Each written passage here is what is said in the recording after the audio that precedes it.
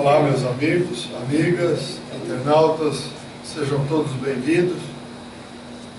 Vamos dar continuidade ao estudo Vida e Atos dos Apóstolos, escrito pelo nosso patrono Caio Barchuto em 1932, enquanto ainda estava encarnado. Hoje vamos ao capítulo A Ação de João Evangelista.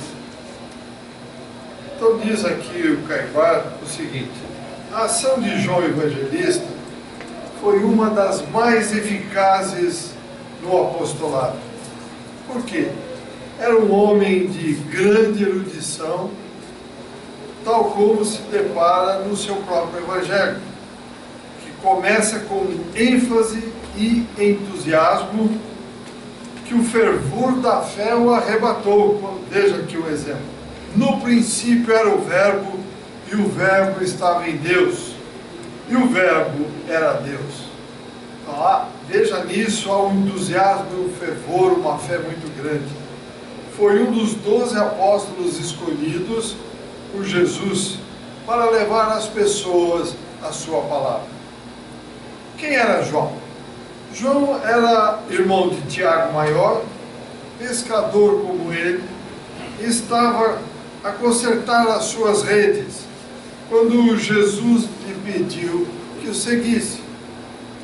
Daí em diante, sempre o acompanhou, sempre esteve com o Nazareno, até o seu comparecimento no tribunal, que lavrou a condenação de Jesus, bem como até a sua morte. E depois da morte de Jesus, ele se encarregou de cuidar de Maria, mãe de Jesus. Samaria, Jerusalém, Ásia Menor, foram sucessivamente teatro do seu apostolado. Desterrado depois que foi para a ilha de Pátimos, ou seja, foi banido, foi mandado para a ilha de Pátimos, uma das esporades teve visões às quais ele se referiu no livro O Apocalipse. O seu Evangelho, bem como as suas 3 epístolas, que foram escritas em grego, a nosso ver, diz Caio Barchuto, são livros importantíssimos, indispensáveis de serem estudados com o máximo de critério.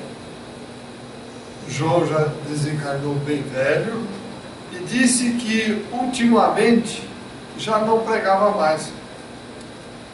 Quando comparecia a qualquer reunião dos discípulos, a sua palavra se limitava ao amai-vos uns aos outros, o que levou os seus discípulos a lhe perguntarem por que repetia sempre a mesma coisa.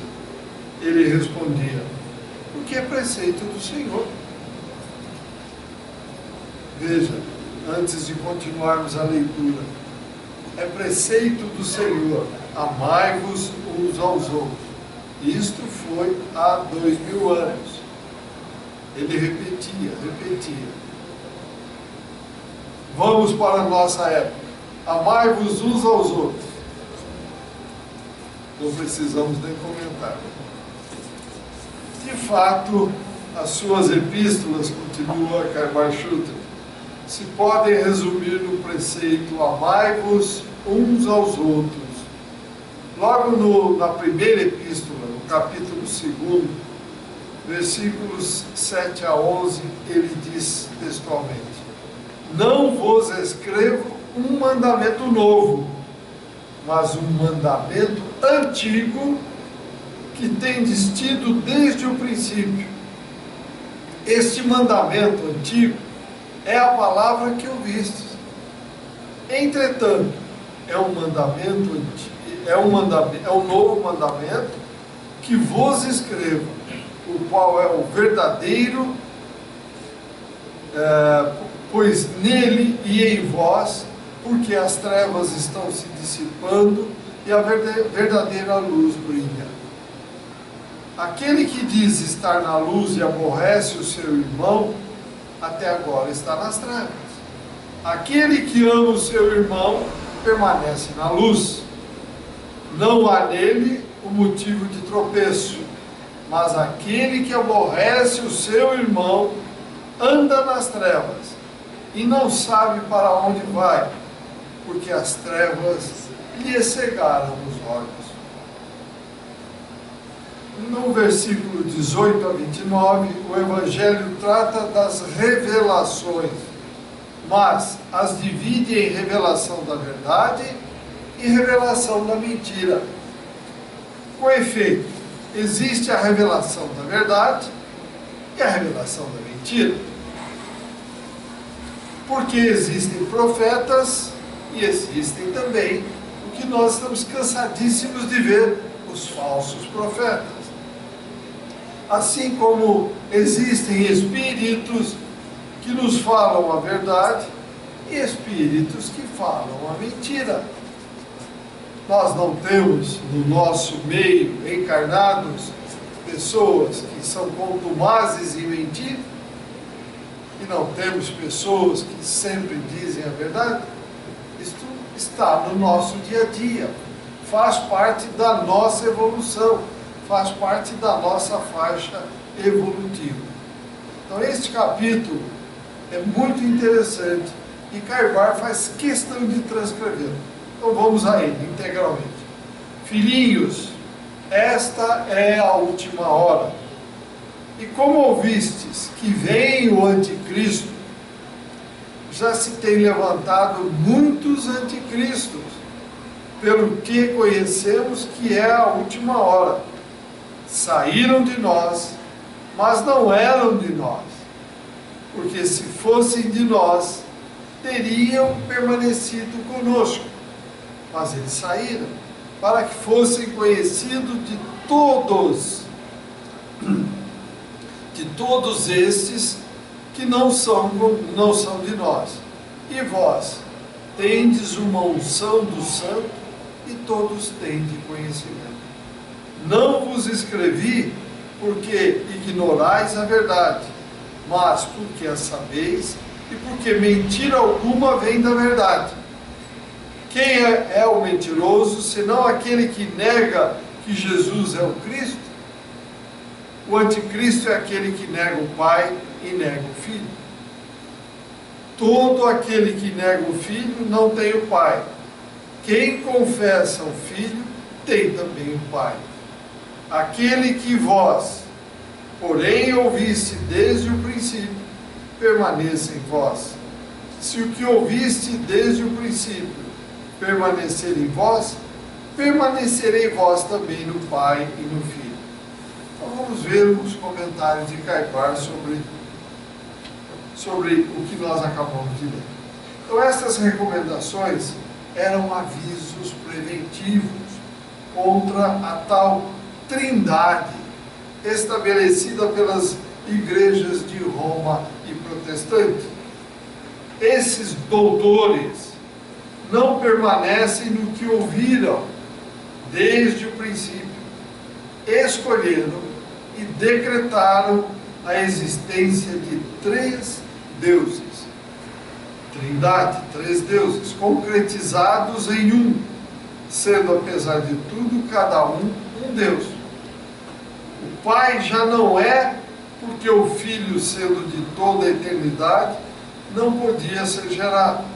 E o Filho não é filho pelo mesmo motivo, pois ninguém pode ser pai ou filho de si mesmo. O sinal do anticristo está bem caracterizado naqueles que acreditam na Trindade, Pai, Filho e Espírito Santo. É isso que ele está dizendo aqui para nós. A religião para João era mesmo amor, e não deste ou daquele. Capítulo 4 ele define claramente nos versículos 7 a 21. Amados, amemo-nos uns aos outros, porque o amor é de Deus. E todo aquele que ama é de Deus e conhece a Deus. Quem não ama não conhece a Deus, porque Deus é amor. Nisto se manifestou o amor de Deus em nós, em que Deus enviou o seu Filho unigênito ao mundo, para que vivêssemos por meio dele. O amor consiste não em termos nós amado, o amor consiste não em termos nós amado a Deus, mas em que Ele nos amou a nós e enviou o seu Filho como propiciação pelos nossos pecados. Amados, se Deus assim nos amou, nós também devemos nos amar uns aos outros. Ninguém jamais viu a Deus. Se nos amarmos uns aos outros, Deus permanece em nós e o seu amor é em nós perfeito. Conhecemos que permanecemos nele e ele em nós, por ele nos ter dado do seu Espírito. E nós temos visto e testificamos que o Pai enviou a seu Filho como Salvador do mundo. Todo aquele que confessar que Jesus é o Filho de Deus, Deus permanece nele e ele em Deus. E nós temos conhecido e acreditado o amor que Deus tem em nós. Deus é amor, e aquele que permanece no amor, permanece em Deus. E Deus permanece nele.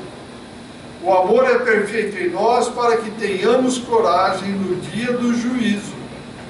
Porque assim como Jesus é, ou como o Pai é, nós somos também neste mundo. No amor não há medo, mas o perfeito amor lança fora o medo, porque o medo envolve o castigo. E aquele que tem medo não é perfeito no amor. Nos amamos porque Ele nos amou primeiro. Se alguém disser amo a Deus e aborrecer a seu irmão, é mentiroso. Porque aquele que não ama a seu irmão, a quem vê, não pode amar a Deus a quem não vê. E temos dele este mandamento, que aquele que ama a Deus, ama também o seu irmão. Finalmente, João Evangelista foi um grande apóstolo, que soube definir, na verdade, o cristianismo. O grande evangelista foi para o espiritismo, que Joel e outros profetas foram para o cristianismo. No seu evangelho, capítulos 14, 15 e 16, ele escreveu textualmente a promessa de Jesus sobre a manifestação dos Espíritos, que constituem a falange poderosa da verdade e da consolação, que vem transformar o mundo e realmente já deram começo e essa ascensão espiritual aos homens. Bendito, conclui Carvalho, bendito seja João, o apóstolo amado de Jesus, e que ele nos auxilie a cumprir a vontade do grande mestre. Então vejam, meus amigos e amigas, amai-vos uns aos outros como eu vos amei.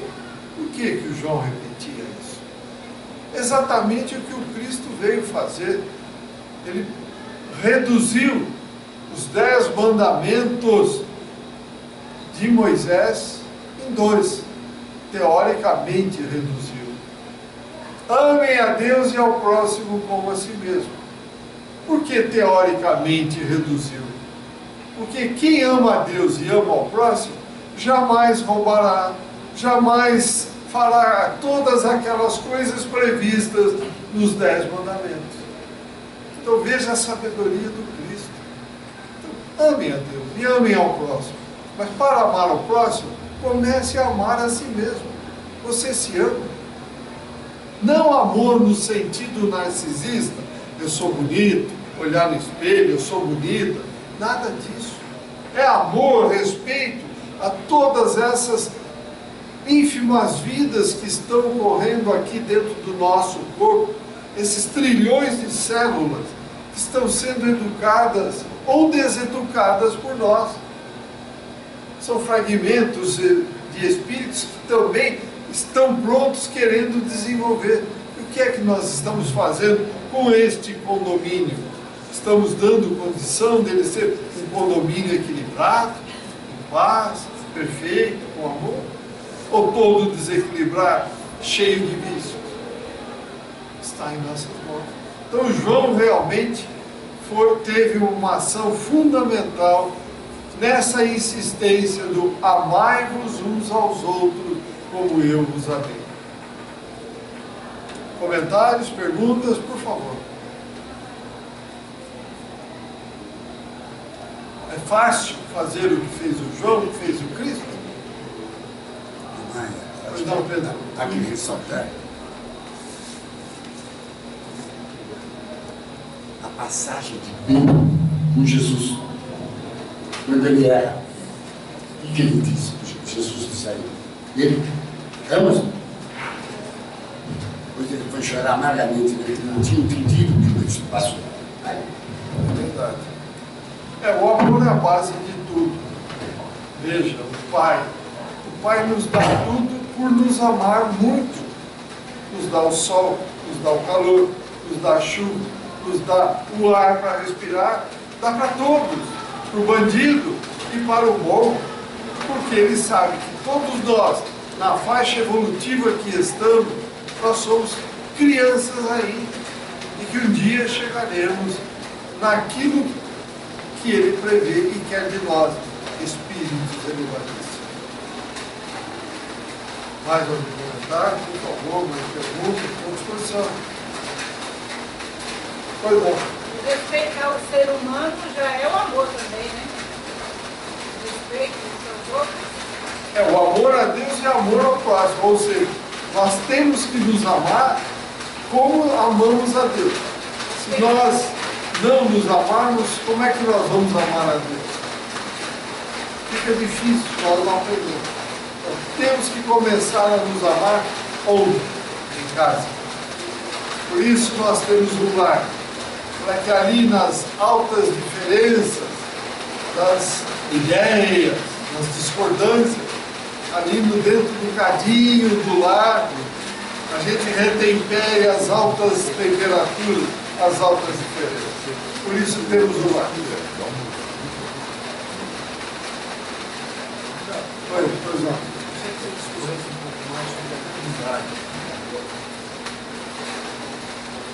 Pois não, a Trindade real, a Trindade que consta no livro dos Espíritos é Deus, Espírito e matéria. Deus cria o Espírito para que interaja na matéria, eleve-se e retorne a ele.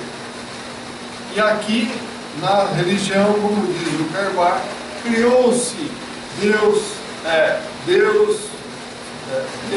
Filho e Espírito Santo. Quer dizer, criou-se uma trindade de deuses. Na realidade, não existe isso no universo. Cristo é um Deus? Não, Deus é único.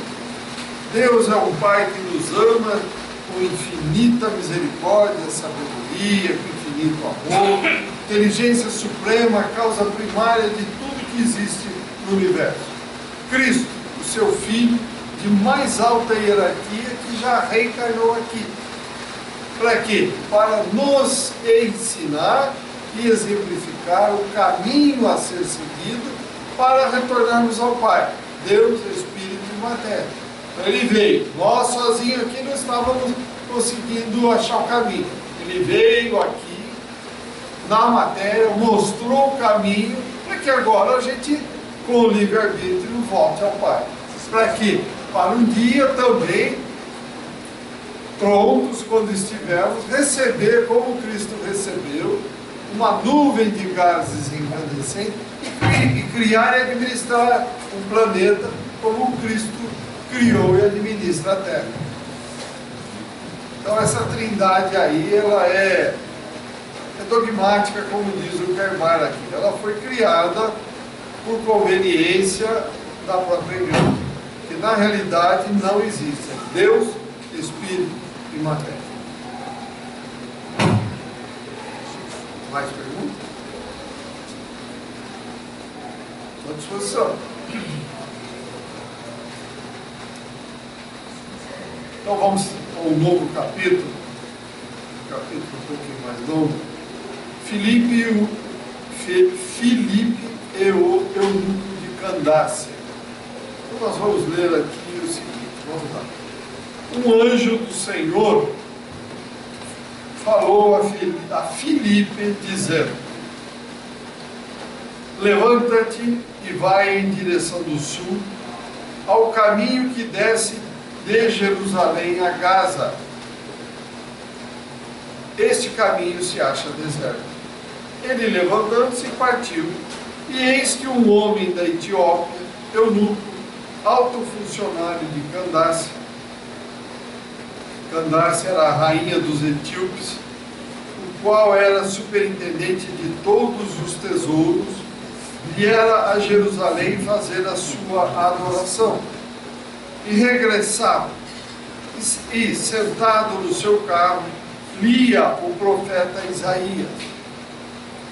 Disse o Espírito a Filipe: aproxima-te e ajunta-te a esse carro.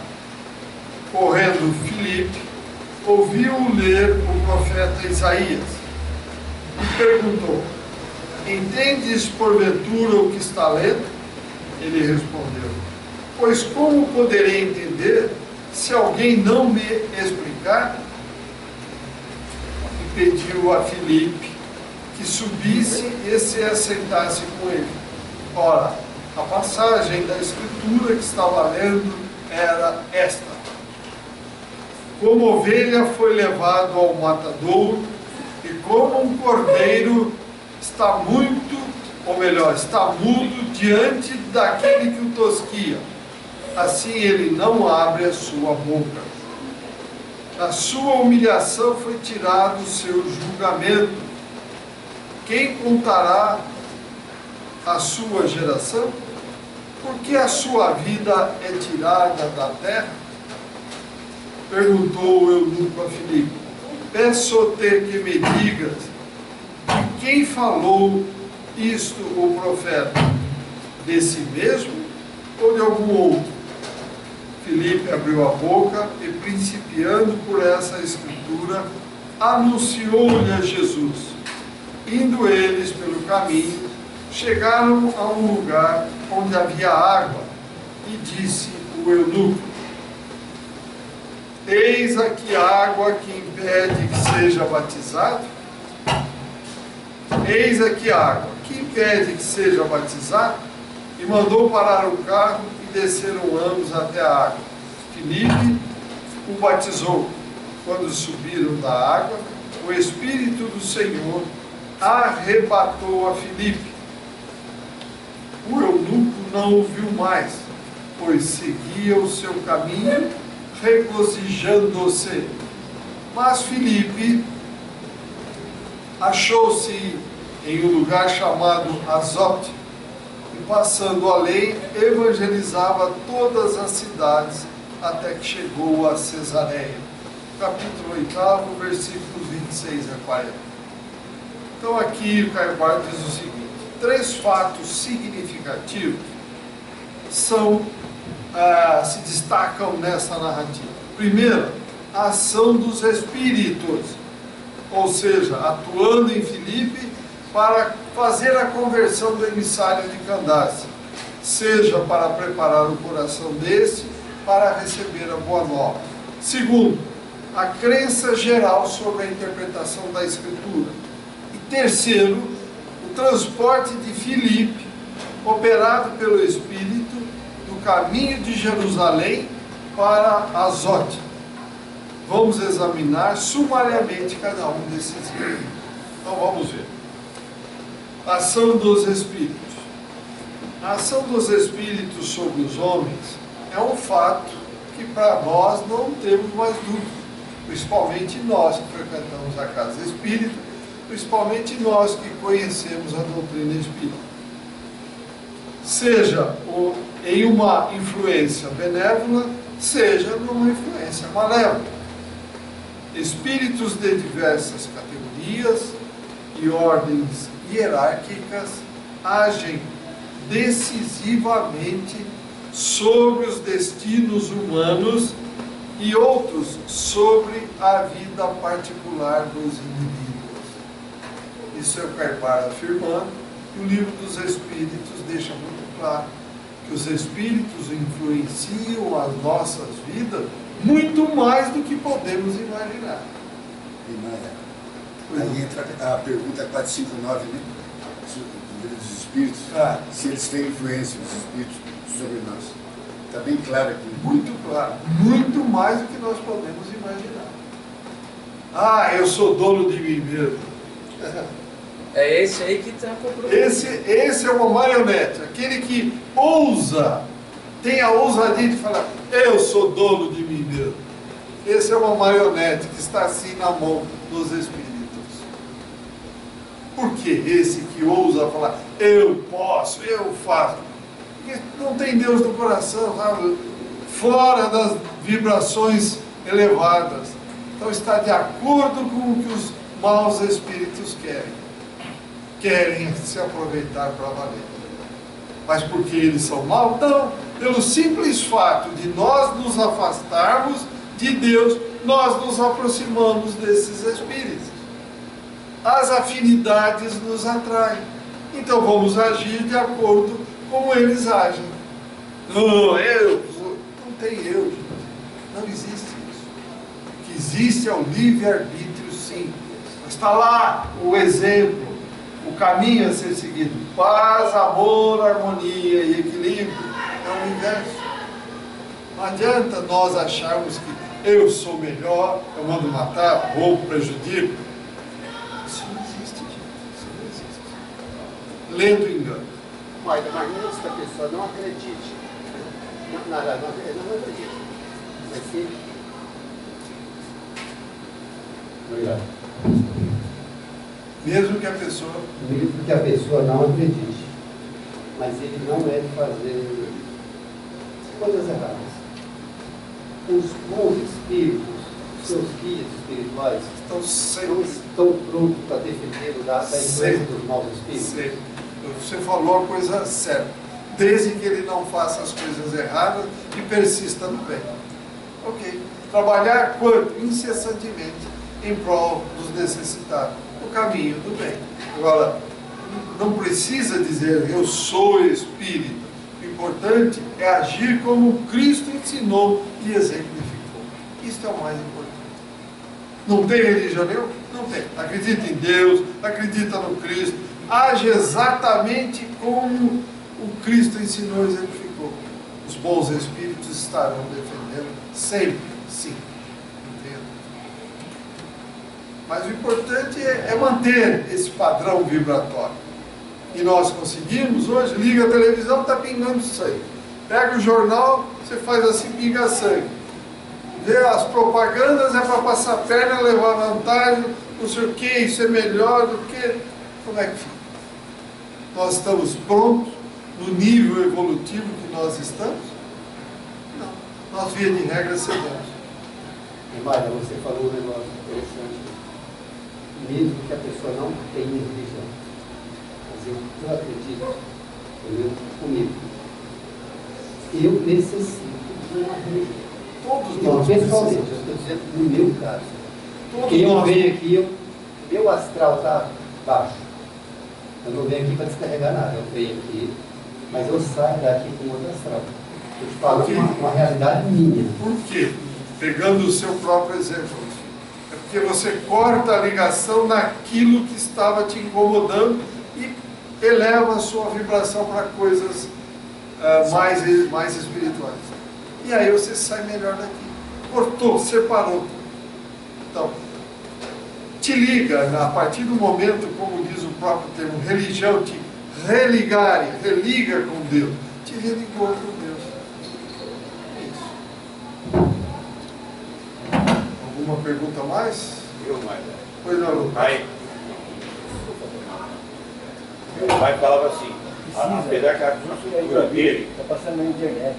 a cultura do meu pai não era tão alta assim, de nada só, né? Ele falava assim, que a religião, para o homem, é um agrupamento,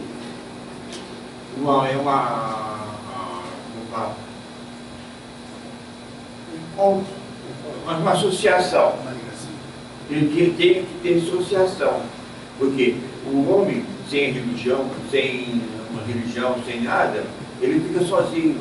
Perdido. Né? Ele fala assim, ó, todo homem precisa de uma religião, porque ele tem uma associação, ele tem amizade com uma pessoa, ele tem coisa, né?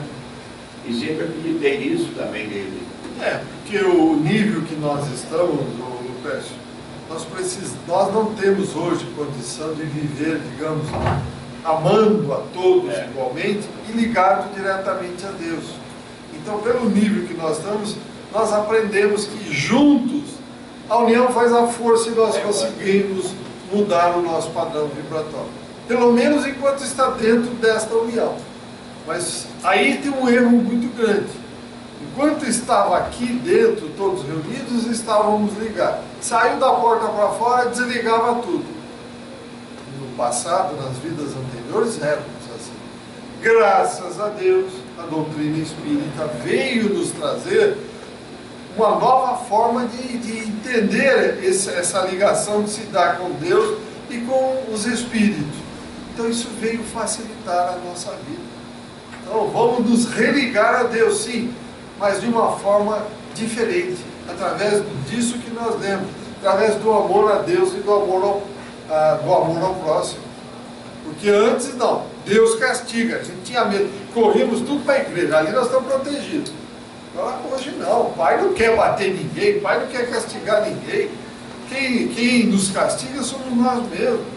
Nós é que fazemos o mal para nós. Por quê? Saímos da paz, do amor, da harmonia e do equilíbrio. Aquela ideia, aquela imagem de Deus, o velho rabugento, barbudo, uma chibata na mão, isso não existe, isso aí não tem sentido nenhum. Deus nos ama ilimitadamente, criou as leis. Você quer estar em paz, amor, harmonia, equilíbrio? Siga as suas leis. Fugiu disso, prepara, porque vem a resposta. É isso aí mesmo. Continuando, então,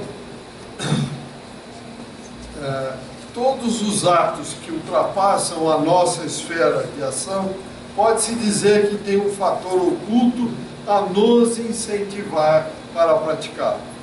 Neste caso, falando da ação dos espíritos, nesse caso referido nos atos, nos vemos claramente estabelecida a comunicação do espírito protetor de Filipe com ele mesmo.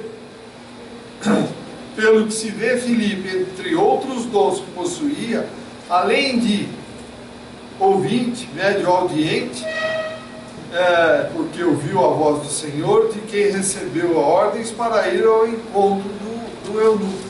Quer dizer, ele era médium e era vidente. Interessante ainda é que o referido espírito havia estado com o funcionário lá de Candace, pois sabia que ele se achava a caminho de Jerusalém e que naquele momento não havia na estrada transeunte, não havia ninguém caminhando na estrada que pudesse atrapalhar o encontro do protegido, do Filipe, aquele que ele ia ter com o funcionário naquele trecho da estrada.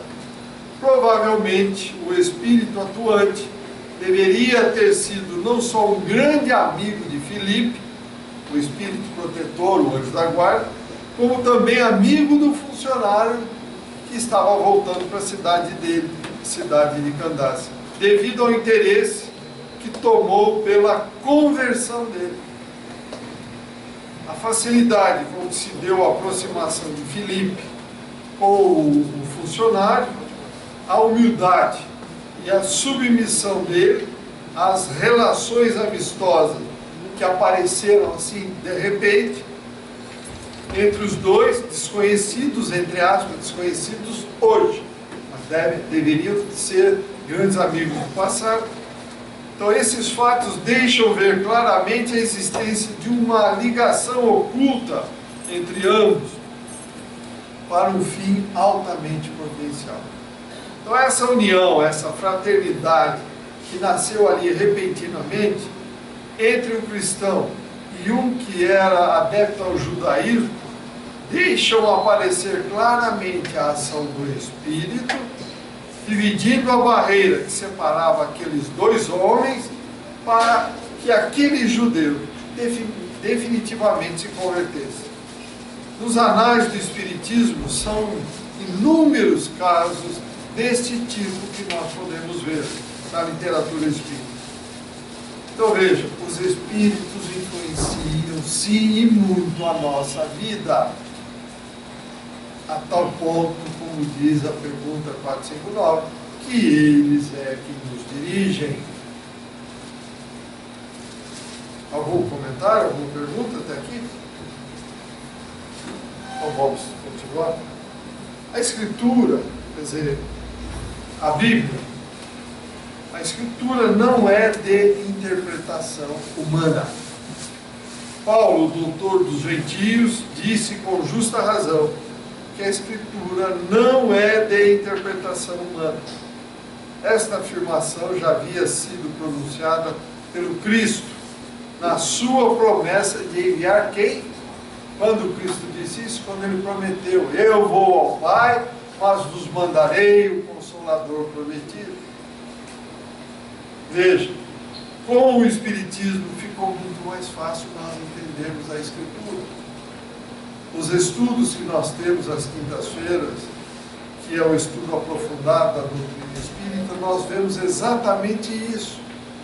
O que cada texto quer dizer, o que o Cristo quis dizer naquele texto, à luz da doutrina espírita, porque veio nos facilitar.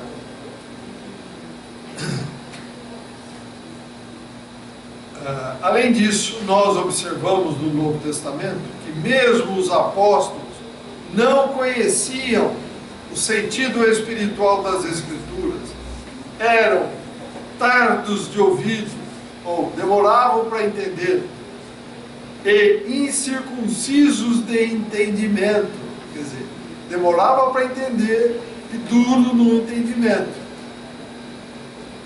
Foi só depois que Jesus soprou sobre eles, eles abriu a comunicação com o Espírito, que eles despertaram para as coisas espirituais, como de um sono de longo tempo.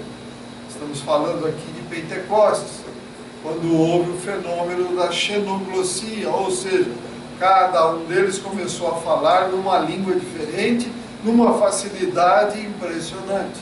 Por que isso, meus amigos? Que eles ficaram ótimos? Foi uma mágica? Não. Exatamente porque Jesus, neste momento, despertou o que estava guardado no inconsciente, vivências de outras vidas, e eles puderam falar tranquilamente.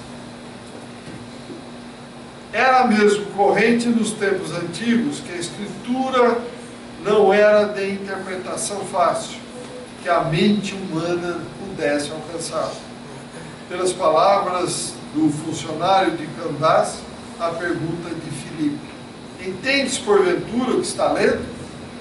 Nós vemos que, embora o funcionário fosse um homem de letras, pois era representante de um reino, não conseguiu compreender aquela passagem de Isaías que ele estava lendo. Foi preciso que Filipe lhe explicasse.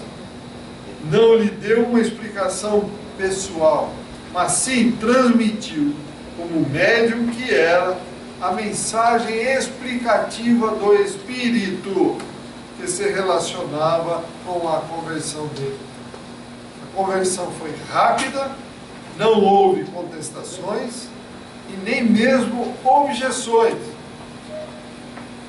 Quando o Espírito toca o coração do homem, ele ilumina a inteligência, tudo fica fácil. Mas para que assim aconteça, veja bem, olha bem esse finalzinho, vou repetir. Quando o Espírito toca o coração do homem, ele ilumina a inteligência, tudo é fácil. Mas para que assim aconteça, é preciso que haja boa vontade e humildade por parte daquele que deseja receber as graças divinas. Então, meus amigos e amigas, enquanto nós não matarmos as 3 chagas que corroem a humanidade, quais são? Orgulho, vaidade e egoísmo, será que nós estaremos prontos para o que disse João? Amai-vos uns aos outros como eu vos amei. Ele batia sempre nessa afirmação de Jesus. Será que nós estamos prontos? Complicado, bastante complicado. Então, alguma pergunta, algum comentário sobre isso?